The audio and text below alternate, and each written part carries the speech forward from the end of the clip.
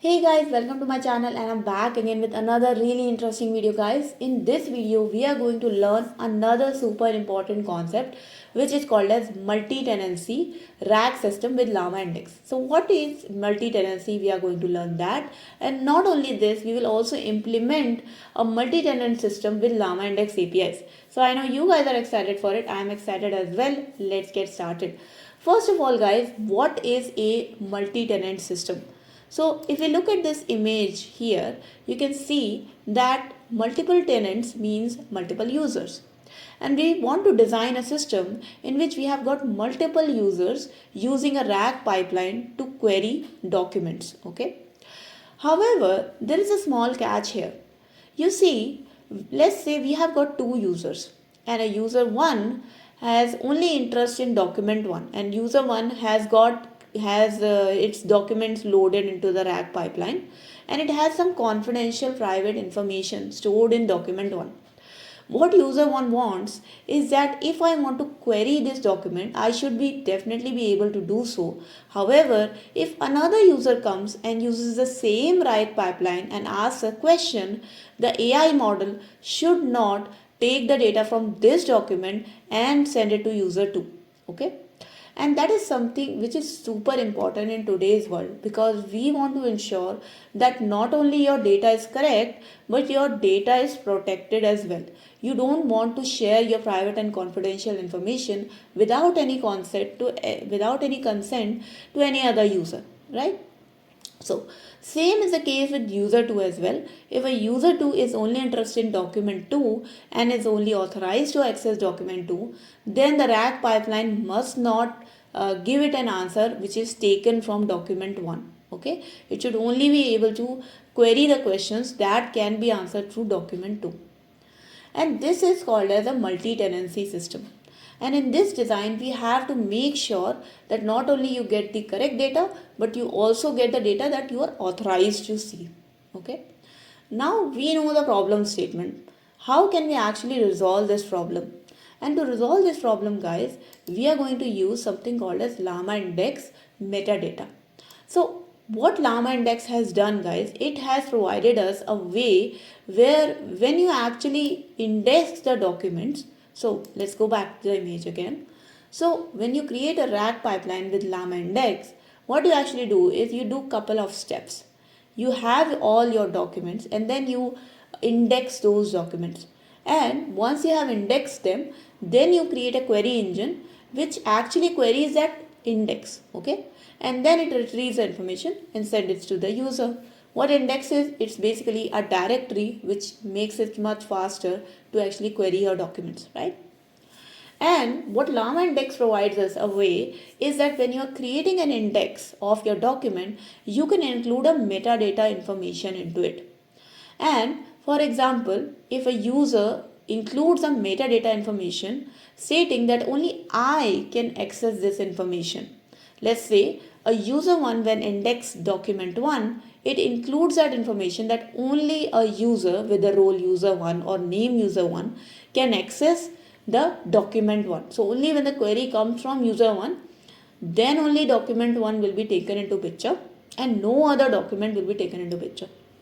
And similarly, for user 2, because it has only indexed document 2, it is going to put a flag or a metadata information in it stating that no other user should be able to access this document unless the user is user 2. Okay. So by using this approach, we can successfully implement a system where we ensure the security is never breached. And also guys, by using this we effectively not only prevent that you shouldn't be able to access the document you're not authorized to, we also make sure that if there is any integrity of the data, you should not be able to even manipulate the data or call any APIs or call any tools on the basis of it, because right now we are in an agentic world, right? And with the help of agents you can actually even perform certain actions. So if you have an agent on top of your RAG pipeline or something like that, your agent will also not be able to perform certain actions because you are not authorized to do so. So basically it places a huge guardrail on your data and privacy. Okay. So now that is the background of this problem statement or also the solution that we are going to implement. Now, how can we actually implement this? Let's go to our Google Colab notebook here. Okay. Now, in this Google Colab notebook, there are certain things that we are going to do. First thing is we are going to have all our installations in place. So you can see guys that I am having LlamaIndex installed, LlamaIndex core, LLMs groq, and why do I need groq guys? Basically I am going to use a open source model. I am going to use a llama model, and that is why I need groq for LLM inference. Then I definitely need embeddings. So I'm going to use LlamaIndex embeddings Hugging Face installation, because you are creating a RAG pipeline. So you need to create your documents into embeddings form so you can query them effectively. Okay. Notice here guys that for all the imports here, installations here, I have mentioned the versions. So when I'm going to share this notebook with you, please use the same versions, because I have been having a lot of comments from people stating that the new LlamaIndex APIs are having certain problems, and this is because there has been a certain update in a package by OpenAI, and that's why we are getting certain compatibility issues. So if you want to avoid all of them, just use the exact same versions. Okay. Now we have resolved the installation, so let's jump to the imports part. So obviously guys, there are certain imports which we are going to use. We are going to create an index, so we are using a vector store index. Then we will use certain filters, because I told you that we are going to have a metadata stored in our index. Obviously we need to retrieve the documents only if they pass a certain filter, so we have to use the exact match in the metadata filter here. Simple directory reader is used guys because we want to read the documents from a directory. Then we need a ingestion pipeline for creating our RAG pipeline, and then we need a sentence splitter for splitting our documents into multiple chunks, and finally the IPython display is just to display it nicely. Let's go. So first step is loading the data. So you can see guys that we are actually loading the data from this URL. So you can also load the data from here. And the first document is named as llmcompiler.pdf, and the second document is named as densex retrieval.pdf. And both the documents guys, the LLM compiler PDF has got information about a LLM compiler, and the densex retrieval has got the related information. Now that we have loaded the documents, it is time to load them into a reader. So we are using simple directory reader guys, and simple directory reader we are just passing the input files. The first is the densex retrieval, and when you create your reader object, you can just use reader.load-data, and this is going to load the entire document into this object. We have created two users guys. One is the user Jerry and one is the user Ravi. Okay, so let's say the user Jerry can only access the documents which are in densex retrieval. So that is why the documents object is called documents underscore Jerry, and the user Ravi can only access the document data in LLM compiler.pdf, and that is why the object is called documents underscore Ravi. Okay. Now in the next part, what we are going to do, we are going to define a large language model. So we are just importing the groq class. Then we obviously need to have the groq API key, and the my groq API key is in my Google Colab secrets here. So you can have your secrets here in your Google Colab, and to load that you need user data function, and that is what I am importing. And the Hugging Face embedding is not used in this cell, but it is going to be used in the next cell. So here I retrieve my Google API key, and then I create my LLM model object, and the model that I am loading is llama 3.3 70 billion, and then the embedding model that I am using is sentence transformers mini LM. Okay. Now when I am done with loading both my large language model and my embedding model, it is time to create an empty index. So basically guys, first we create an empty index. That means there is nothing in it, and we keep the documents as empty. We just initialize with the large language model and our embedding model. And only in the next steps, we will start loading the data into this empty index. But for loading the data, guys, we will create a ingestion pipeline. An ingestion pipeline is actually very important because it is a set of steps, and in those set of steps you can create a lot of transformations in your data. You can also chunk your data, and you can do some metadata extractions, and it is really handy to keep a cleaner code instead of writing all the steps separately. So you just create an ingestion pipeline. And here in the ingestion pipeline, guys, you can see that I am using certain transformations, and the one transformation that I am using here is sentence splitter. So basically I am using the sentence splitter class to chunk my data into smaller sizes. And then I have created my pipeline here. So it is time to run this pipeline and start ingesting the documents. So first of all, I am actually ingesting the documents in document Jerry, and here is a for loop. So for every document in the documents Jerry documents, I am adding a metadata tag here, which is saying that for the document in this, the user should be Jerry. Okay. So for every document in the Jerry document folder, I have added the user as Jerry. And now I have updated this document object, and I am just doing pipeline.run, and I am passing the documents as documents Jerry.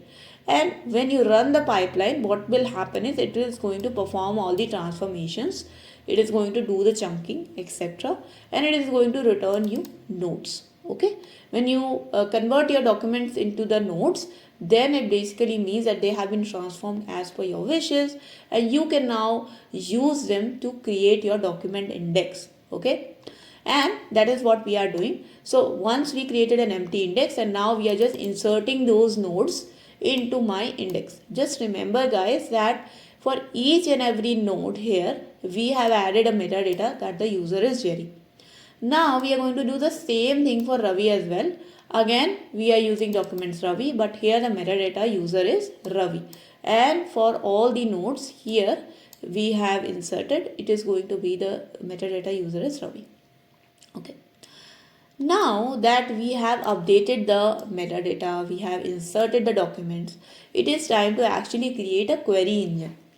Okay, because ultimately to query the documents, we're gonna create a query engine, right? And what I do is, with this vector store index, I create a query engine, and the Jerry query engine basically says it basically is going to have certain filters, right? And the Jerry query engine filter says that give me all the data which has got user and the value as Jerry. Okay, so we have to make sure that this query engine can only query the data or only query the documents which have got the key user and the value of the user is Jerry. Again, we are taking the top 3 results, and the LLM is the llama 70 million, and the embedding model is Hugging Face. And for Ravi, we are doing the exact same thing, but the user is Ravi here, okay, and the rest everything is fine. Now we have created both the query engine, so it is time to actually see and query what happens. So the densec retrieval paper is written by Jerry. So Jerry should be able to query this paper, right? And what Jerry does is, what are the propositions mentioned in the paper? And you can see that the propositions that are mentioned in the densec retrieval paper are shown here. Okay. Similarly, when Ravi goes to query the LLM compiler, so it says what are the steps involved in LLM compiler, it gets the proper response. The steps involved in LLM compiler include thought proposer, etc., etc. Right? But now what happens when we make Jerry query the LLM compiler? So let's say Jerry query engine is now asking what are the steps involved in LLM compiler. And here you can see that the response says that there is no information provided by LLM compiler in the given context. And that is why we cannot provide you that information. And you can see that it also mentions that the context appears to be related to dense retrieval, QA performance, and proposition level decomposition but it does not mention LLM compiler. So this ensures that how powerful is this metadata retrieval, making the whole RAG pipeline. You can see that it ensures there is no cross referencing of data between the users. And that is why, guys, I think this is a very powerful idea, and we must learn all about how the multi tenancy should be done in an enterprise level context. Okay. So that was my video, guys. I hope you guys liked this video, and I hope that you learned the concept of multi tenancy and you liked it. If you did like this video, guys, then please do not forget to like this video and share this video with your friends. If you have any questions, comments, suggestions, feedback for me, please do write down in the comment section below. I would be really happy to address them. And in the end, guys, if you have not yet subscribed to my channel, please do subscribe and hit the bell icon for future notifications of more such programming and coding related videos. I'll see you guys in the next video, guys. Until then, take care and bye bye.